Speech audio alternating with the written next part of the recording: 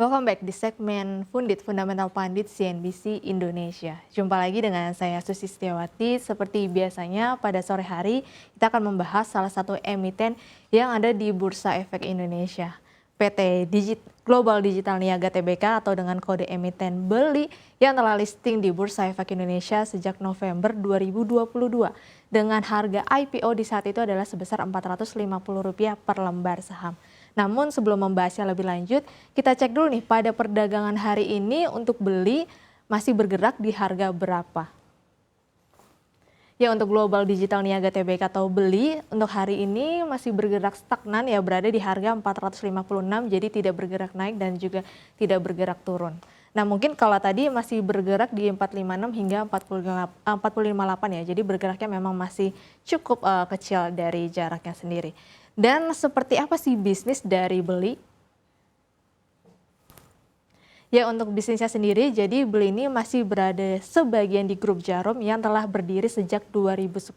Jadi bisnisnya ini ada e-commerce yaitu blibli.com di sektor retail, kemudian juga baru saja untuk BELI ini mengakuisisi tiket.com dan juga Ranch Market. Jadi di bidang retail dan juga di bidang travel. Nah, kalau kita lihat di sini untuk bisnisnya sendiri, jadi untuk blibli.com itu sudah ada sekitar mallnya dengan 100.000 mitra bisnis, 15 mitra logistik, 20 gudang dan juga 32 hub yang sudah tersebar di seluruh kota di Indonesia. Dan bagaimana pertumbuhan laba dari BELI? Ya, di samping saya ini adalah pertumbuhan laba dari kuartal 1 2022 dengan kuartal 1 2023. Kalau kita lihat secara laba bersih tahun berjalannya, ini masih kembali membukukan kerugian ya. Namun kerugian ini sudah turun. Kalau kita lihat dari sebelumnya 1,07 triliun menjadi 884 miliar ruginya. Nah, kenapa nih ruginya ini menyusut? Nah, untuk kerugiannya menyusut kalau kita lihat secara pendapatan ini terjadi peningkatan. Untuk peningkatan pendapatan ini berkisar sekitar 20%. Jadi labanya menyusut sekitar 17% dan pendapatannya naik sekitar 20% dari 3,16 triliun menjadi 3,8 triliun. Dan kalau kita lihat secara beban usahanya juga ada penyusutan nih di beban pokok pendapatannya. Kita bisa lihat di slide selanjutnya margin dari BELI sendiri ini meningkat. Nah, tadi kan pendapatannya meningkat, kita lihat secara marginnya ini meningkat atau tidak. Kalau kita lihat secara pendapatannya tadi meningkat dari 3,16 triliun menjadi 3,82 triliun. Dan kalau kita lihat secara beban pokoknya ini terlihat naik karena pendapatannya naik ya. Namun kalau secara margin ini ikut naik dari 9,48% menjadi 15,07%. Yang menandakan bahwa BELI ini ada efisiensi biaya sehingga menyebabkan marginnya bisa ikut meningkat dengan sejalan peningkatan pendapatan. Dan kita juga bisa melihat rincian dari pendapatan apa saja sih yang meningkat di BELI sendiri. Ya, jadi untuk rincian pendapatannya tadi yang meningkat itu apa saja sekitar 20%. Kalau kita lihat secara kuartal 1 2022 dengan kuartal 1 2023. Jadi pertama ada pihak berelasi yang naik sekitar 10% dari 34,2 miliar menjadi 37,78 miliar rupiah.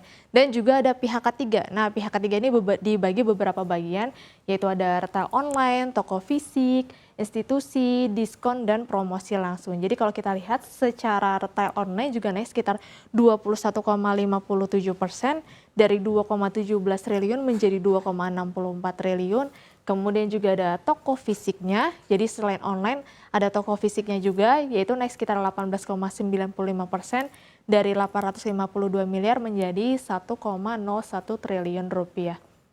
Selain itu juga dari institusi nih yang naik sekitar 26,16% dari 335 miliar menjadi 423 miliar rupiah. Dan kalau kita lihat secara diskon dan promosinya juga ikut naik dikarenakan penjualannya naik, otomatis juga diskon yang diberlakukan dan promosi yang diberlakukan juga ikut naik sekitar 26,29% dari 232 miliar menjadi 293 miliar rupiah. Sehingga total pihak ketiga atau pendapatan pihak ketiga ini meningkat sekitar 21%. Jadi secara total pendapatan meningkat sekitar 20,88% dari 3,16 triliun menjadi 3,82 triliun rupiah. Dan kita juga bisa melihat arus kas dari beli, karena kalau kita melihat arus kas beli ini justru terjadi penurunan kas nih. Kita bisa lihat pada slide selanjutnya. Nah, ini adalah arus kas dari beli sendiri kalau kita lihat di kuartal 1 2022 dengan kuartal 1 2023. Jadi kalau kita lihat di sini kas bersihnya justru turun atau masih berada di angka negatif, meskipun angka negatifnya ini juga turun ya, dari sebelumnya 2,44 triliun rupiah menjadi 1,12 triliun rupiah. Nah, untuk negatifnya sendiri kasnya ini menurun, ini masih berasal dari segmen aktivitas operasi dan juga investasi. Jadi kalau kita lihat di sini, secara arus kas aktivitas operasinya menurun atau negatif di 1,41 triliun. Nah, ini berasal dari di mana penerimaan pelanggan ini lebih sedikit dibandingkan dengan biaya-biaya atau beban-beban yang dikeluarkan di aktivitas operasi. Jadi sehingga tidak ada keseimbangan antara penerimaan pelanggan dengan beban pengeluarannya yang menyebabkan aktivitas operasi di arus kas ini masih negatif di 1,41 triliun rupiah. Dan kalau kita lihat secara arus kas investasi juga masih berada di angka negatif, yaitu 51 miliar rupiah. Jadi karena tingginya untuk pembelian aset sehingga menyebabkan aktivitas investasi ini juga berada di angka negatif. Dan untuk aktivitas pendanaan justru surplus atau plus di 341 miliar. Jadi di mana untuk pembayaran hutang jangka pendek, BLI ini sudah cukup sedikit angkanya atau sudah cukup lebih mengecil. Namun untuk penerimaan hutang jangka pendek sendiri juga sudah menurun. Kalau kita misalkan melihat secara laporan keuangannya, justru untuk penerimaan hutang bank jangka pendek BLI ini di kuartal 1 2023 itu berkisar 659 miliar. Ini lebih kecil dibandingkan kuartal 1 2022 yang mencapai 2 triliun rupiah. Dan kita juga bisa melihat rasio keuangan dari BLI.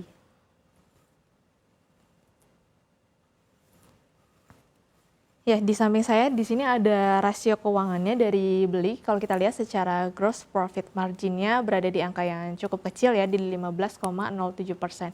Ini adalah angka selisih dari pendapatan dengan beban pokok pendapatannya. Jadi kalau secara margin di sektor teknologi untuk 15% ini masih cukup kecil ya.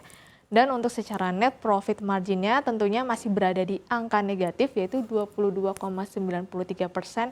Dikarenakan tadi masih membukukan kerugian di kuartal 1 2023 sehingga net profit marginnya juga masih negatif. Dan ini juga menyambung di return on equity dan return on asetnya. Jadi kalau kita lihat secara return on equity juga berada di angka negatif di 37,76%. Jadi sehingga dalam mengelola modal terhadap labanya justru BLI masih membukukan kerugian sehingga modalnya dikelola tidak cukup baik karena tidak berhasil untuk memaksimalkan profit atau mendapatkan laba dari pengelolaan modal itu sendiri. Dan secara return on asetnya juga berada di angka negatif di 25,32%. Sehingga dalam mengelola aset terhadap labanya juga tidak cukup baik karena untuk BLI sendiri atau perseroan masih membukukan kerugian. Namun kalau kita lihat secara debt equity rasionya di angka yang cukup sehat atau 46%, yang menandakan ini total hutangnya jauh lebih kecil dibandingkan dengan total modalnya. Jadi sehingga dalam kemampuan membayar kewajiban terhadap modalnya ini masih cukup baik dan cukup sehat. Dan kalau kita lihat secara likuiditas atau cash rasionya sendiri di 57,27%. Sehingga untuk likuiditas ini masih cukup kecil ya, masih di bawah 100%, sehingga dalam kemampuan membayar kewajiban lancar terhadap aset lancarnya yakni kas masih cukup kurang baik dan efisien. Dan di sampingnya ini adalah prospek bisnis dari BLI. Jadi kalau kita lihat di sini ada diagram 5 e-commerce di Indonesia yaitu dengan pengunjung terbanyak di kuartal 1 2023. Jadi kalau kita dilihat di sini ada Shopee, Tokopedia atau Tokped, Lazada, Blibli, dan juga Bukalapak. Jadi yang urutan pertama ini yang paling banyak dikunjungi dari Januari hingga Maret 2023 ini adalah Shopee di 157 juta pengunjung. Di 157 juta pengunjung. Dan kemudian ada Tokopedia di 117 juta pengunjung, kemudian disusul Lazada di 83 juta pengunjung, dan Blibli justru berada di urutan keempat nih, di 25,43 juta setelah Lazada dan kemudian membawahi Bukalapak di 18 juta pengunjung. Sehingga untuk Blibli sendiri track recordnya ini masih kalah dengan tiga teratas ya, Shopee, Tokopedia, dan juga Lazada. Namun untuk dari bisnis e-commerce sendiri, beberapa pakar mengatakan cukup baik di tahun 2023 karena mendukung secara ekonomi digital. Dan kalau kita lihat yang kedua, Beli resmi memulai pembangunan, yaitu ada gedung baru nih atau gudang baru yang berlokasi di Marunda, Kabupaten Bekasi, Jawa Barat atau seluas 100 meter persegi. Jadi di mana gudang Marunda ini nantinya akan digunakan untuk pengiriman barang dari Blibli untuk lebih efisien kepada pelanggan yang dimana juga bisa menopang kinerja dari Beli sendiri. Dan juga bisa dibilang gudang Marunda ini nantinya akan menjadi gudang terbesar yang dimiliki oleh Blibli.com. Dan kalau kita lihat yang ketiga, Beli ini kemarin telah merealisasikan ekspansi global tiket melalui anak usahanya yakni PT Global Ticket Network atau GTN atau yang sering kita kenal namanya tiket.com nih. Biasanya kalau misalkan pemirsa untuk biasa order tiket pesawat, ada hotel, nah ini biasanya pakai tiket.com. Ini juga sudah diakuisisi oleh Beli yang dimana nanti untuk mendirikan entitas anak usahanya di Malaysia yang bernama Global Ticket Malaysia atau GTM pada Desember 2022. Jadi di mana untuk GTM sendiri nantinya adalah berbisnis di travel, yaitu di tiket.com yang untuk mengurus segala perjalanan online dan juga di industri travel. Yang diharapkannya juga bisa menopang kinerja dari Beli sendiri. Jadi dari blibli.com dan juga tiket.com. Nah, kira-kira untuk Beli ini masih layak dikoleksi atau tidak?